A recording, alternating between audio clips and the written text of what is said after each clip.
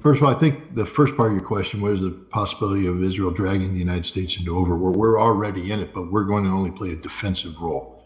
We're not going to participate in offensive actions against Iran, at least not in the way this conflict is currently configured. We blame Israel for much of what has happened. We don't say that, but our actions speak louder than our words. And when we tell Israel that, if you want to attack Iran, you're on your own. We're not going to be there for you. We mean that, which increases we're hoping that Israel will say, oh, well, since Big Brother's not going to be there with us, we're not going to do it. But Israel may just say, well, we've got the big toy, the nuclear weapon, and we're going to. My concern is if Iran launches a major attack against Israel that results in heavy civilian casualties in Haifa, Tel Aviv, or elsewhere, that Israel will follow through on its promise to destroy Iran's nuclear infrastructure. In order to do that, at least on one of the targets, the Firdos underground enrichment facility, they're going to have to use a nuclear bunker buster. So they will use a nuclear weapon. And that genie's out of the bottle at that point in time. And, I think this doesn't stop until Israel's destroyed with an Islamic bomb. Who delivers that Islamic bomb is another question altogether, but there will be an Islamic bomb. Islam will not tolerate Israel using a nuclear weapon against an Islamic country, even Iran. So I hope the United States can communicate this. What I'm hoping is that we recognize the danger that we're in. That's one of the reasons why I'm excited to talk with Jill Stein, because she's very worried about this aspect in Israel's nuclear weapons. In the past, Israel hasn't signed the Nuclear Non-Proliferation Treaty or agreed to any inspections. But I think we are looking at a situation right now where Israel is faced with a real threat to its existential survival, and that Israel cannot continue to exist the way that it is currently configured, and that at some point in time for Israel to be reabsorbed into the family of nations, they're going to have a conversation about their nuclear weapons, especially at this time where it's on the table. Everybody's concerned about the potential use. We can't allow this scenario to play out over time. If Israel avoids using nuclear weapons, then we have to take those nuclear weapons away from Israel. And I think that should be a goal of the United States and the international community going forward. I got 25 seconds. What do I think about Sinwar being the head of Hamas? It's logical, and that's bad for Israel. Israel imprisoned this man for many, many years. He knows Israel. He knows how the Israelis think. He's the mastermind of October 7th. And I think Israel will have met their match in terms of Sinwar. Sesh in Mumbai. What happens when an ABM successfully intercepts a nuclear-tipped ballistic or cruise missile? Does the missile become a dud, or does the nuclear charge detonate? A good question. It depends on who built the nuclear device and what safety mechanisms are contained in the device. Are there follow-on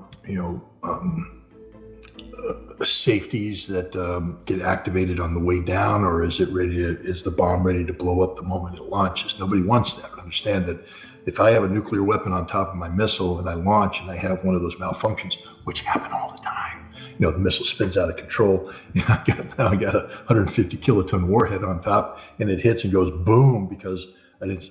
So there's safeties built in, and how those work are classified, and frankly speaking, I don't understand, but there's safeties built into it. So if you hit it, now let's say that the warhead becomes active on its reentry phase once it's been released to the target, and then it gets hit. It depends on the warhead design.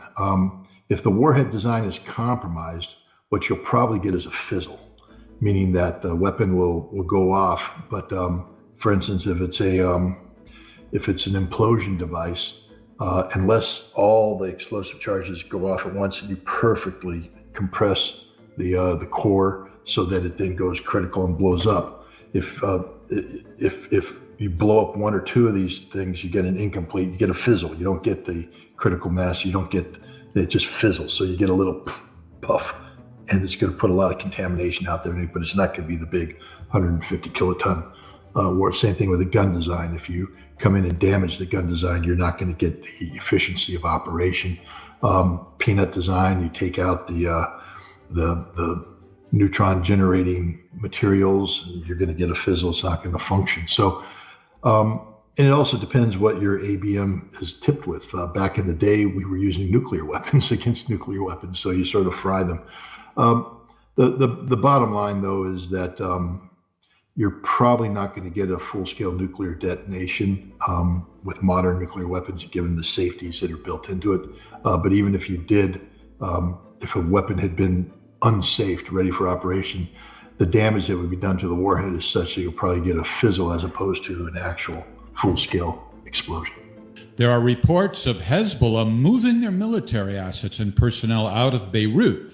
The reporting now says that they are moving to more secure areas. My belief is that they are showing the world that Israel has no strategic purpose in attacking Beirut.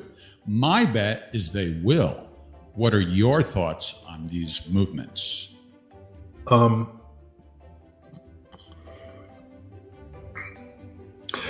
Hezbollah is a political party, and they're also a resistance movement that's been preparing to fight Israel for some time now. I'm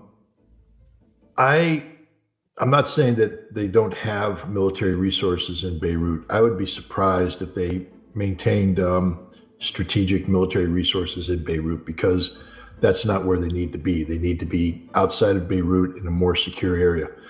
You know, just think about what you're saying for a second. They're moving their resources out of Beirut elsewhere.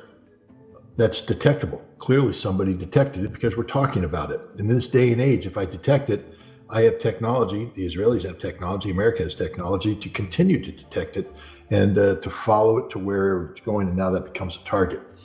I just don't think that Hezbollah is that amateurish. There might be some movement of support units, some command functions that might have existed inside Beirut because of the proximity with the political arm. They might be moving some of the political arm outside of Beirut. But I don't think Hezbollah was. Again, I also don't think that Hezbollah is in the business of turning Beirut into a legitimate military target. I believe that the vast majority of their military resources are stored outside of Beirut in more defensible locations. The last thing Hezbollah would want to do is turn Beirut into a legitimate target and incur the wrath of the Lebanese people when Israel bombed it, and it turned out that Hezbollah had in fact militarized entire civilian neighborhoods. So I think that this story is a little bit overblown, but that's just reading the tea leaves. I just don't see Hezbollah putting strategic resources inside Beirut, only to have to move them in a time of conflict when everybody's looking for them, obviously detected them moving it, and now it opens it up for destruction. I can guarantee you that if Hezbollah is moving long-range precision-guided missiles out of Beirut and it got detected, they're going to be destroyed before they get to where they're going. That's just a guarantee, which tells me that that's not what's happening. So I take this story with a grain of salt.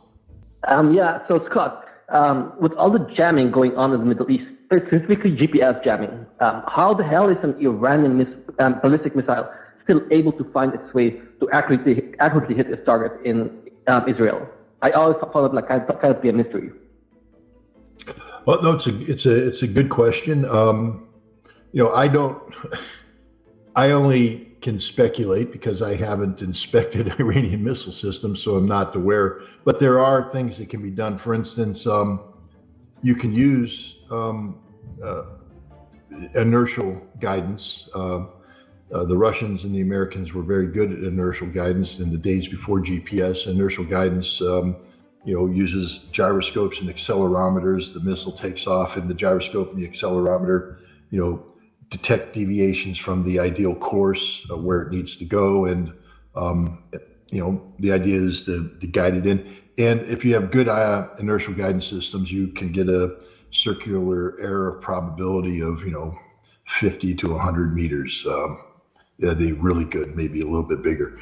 But then what you can do is on the terminal phase, you can use sort of like the equivalent of facial recognition software, where you have a radar map or a photo map, of the facility in the memory, and the system, as it comes in, starts scanning, looking for a match, and then it locks in on that match and will come in. And there's no need at that point in time, since that's all internal, there's no need for GPS. And a lot of systems use a blend of that. They'll incorporate GPS with inertial. The ATACMS systems, the HIMARS system, use a blend of GPS and inertial guidance, along with some sort of terminal guide phase. So I believe the Iranian missiles incorporate, this technology or other technologies that are designed to allow their missiles to operate in an environment where the satellite connectivity would be jammed. Next question is from Abu Abdallah, allegedly, in Jerusalem, Palestine. Due to the psychological and anxiety-provoking pressure that the axis of resistance is putting on Israel, do you think that Israel might launch a preemptive strategic nuclear strike on Iran instead of waiting for the retaliation? It's a good question. It's one that many people have asked recently. If Israel launches a preemptive strike against Iran, I believe that it will be a strike that's designed to interrupt Iran's ability to launch ballistic missiles against Israel, and it won't incorporate nuclear weapons. That defeats the purpose of the preemptive strike, is to nullify Iran's ability to strike. Israel has said that it will, if Iran strikes civilian targets, that Israel will strike Iran's nuclear infrastructure. And here's where you get the nuclear aspect of targeting, because at least 2 of Iran's nuclear facilities are underground. One of them, Firdos, there's no conventional weapon that will be able to take it out. If you're going to take out the Firdos enrichment site, you will have to use a nuclear bunker busting weapon.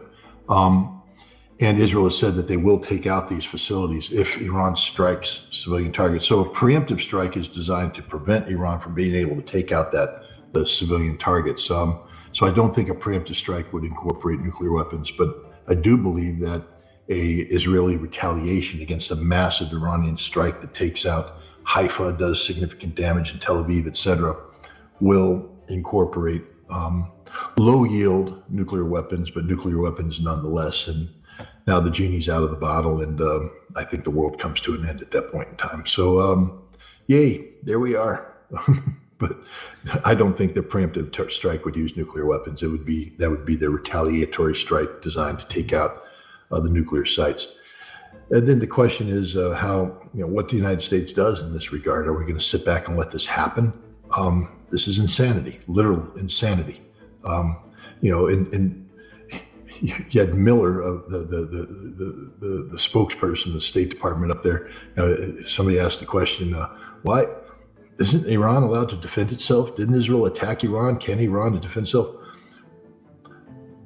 That's an unhelpful question. Unhelpful question, because of course Iran has a right to retaliate, but the United States doesn't recognize that right. We literally want a situation where Israel can go in and assassinate high-level Hamas leadership figures in Tehran and get away with literal murder. The Iranians have made a decision that that's not the case. And just 22 seconds. Predicting Zionists using tactical nukes in southern Lebanon, not likely at all. Not initially. I mean, look, if Israel is engaged in a war that they're losing, it looks like they're facing existential, extermination, all bets are off. But initially, no, I don't think so.